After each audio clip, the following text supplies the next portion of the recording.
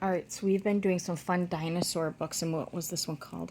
Goldilocks and the Three Dinosaurs. By Mo Williams. These are all of the Goldilockses. Yeah, there's pretty funny titles in there. I There's think I'd like lots to of read Goldilocks. Goldilocks and the Three Bunnies. What? That's what one of them says. It says, once upon a time, there were 3 dinosaurs. Papa Dinosaur, Mama Dinosaur, and some other dinosaur that happened to be visiting from Norway. How funny.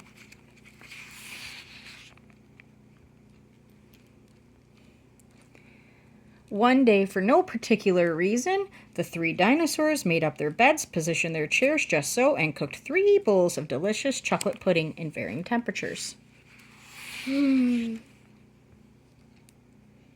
Oh boy, said Papa Dinosaur in his loud, booming voice. It's finally time to leave and go to the, someplace else.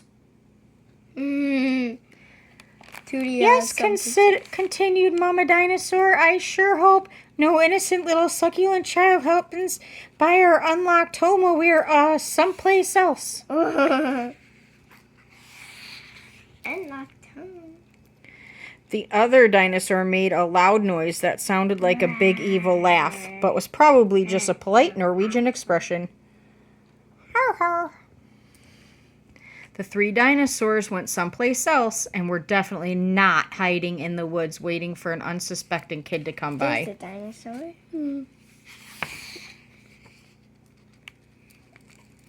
Sure enough, 5 minutes later, a poorly supervised little girl named Goldilocks came trampling along.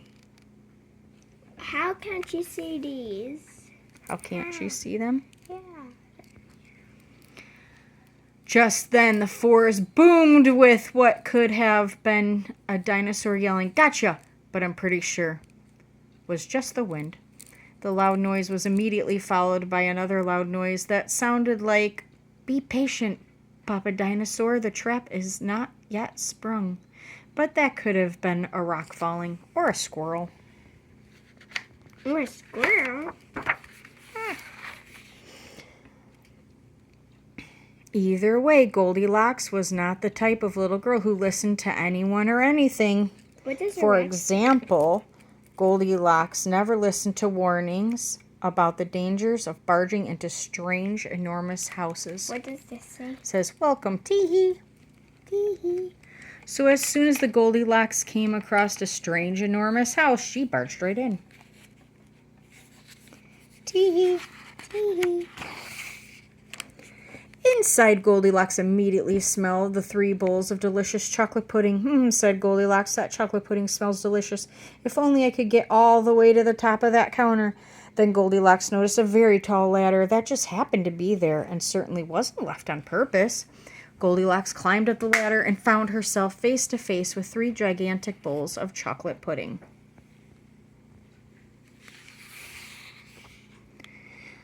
The first bowl of chocolate pudding was too hot, but Goldilocks ate it all anyway because, hey, it's chocolate pudding, right? What's happening in the second bowl? Well, she's sticking her head in it. The second bowl of chocolate pudding was too cold, but who cares about temperature when you've got a big bowl of chocolate pudding? And the third bowl of chocolate pudding was just right, but Goldilocks was on such a roll by now she hardly noticed. She was swimming in it. Soon, Goldilocks was stuffed like one of those delicious chocolate-filled little girl bonbons, which, by the way, are totally not the favorite things in the whole world for hungry dinosaurs. Tired and groggy, Goldilocks noticed 3 chairs in the living room, so she climbed down the ladder and walked out of the kitchen. The first chair was too tall.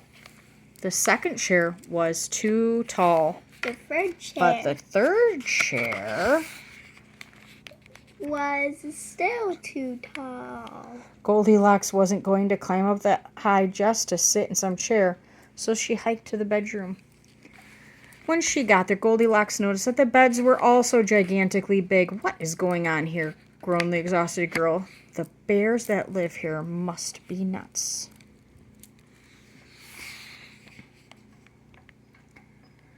Just then the room filled with loud booming noise that either was a passing truck or a dinosaur gloating. Excuse me. A few more minutes and she'll be asleep. Delicious, chocolate-filled little girl bonbons are yummier when they're rested. Do you think she heard him? Yeah.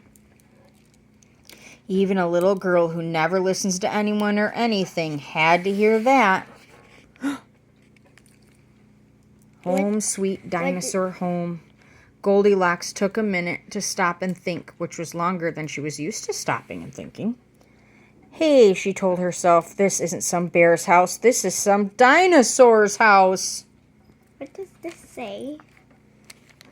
What does this say? It says, wipe your talons. Like the claws like that are on birds. That says different from Dinosaurs. the beginning. Because she's going out the other door. Oh. Say what you like about Goldilocks, but she was no fool. As quickly as she could, she ran to the back door and got out of there. Just then, a loud plane flew by, which sounded pretty much like a trio of dinosaurs yelling, now, or charge, or the Norwegian expression for chewy bonbon time. Chewy bonbon. Suddenly, and completely coincidentally, the three dinosaurs rushed through the front door. But they were too late. Goldilocks was gone, and all that was left in the house were three disappointed dinosaurs. The end. The end, but is it? And the moral is, if you ever find yourself in the wrong story, leave. Where'd she go? The free dinosaur. Oh, is that the dinosaurs? Or those The bears? free bears. And the moral for the dinosaurs is lock the back door.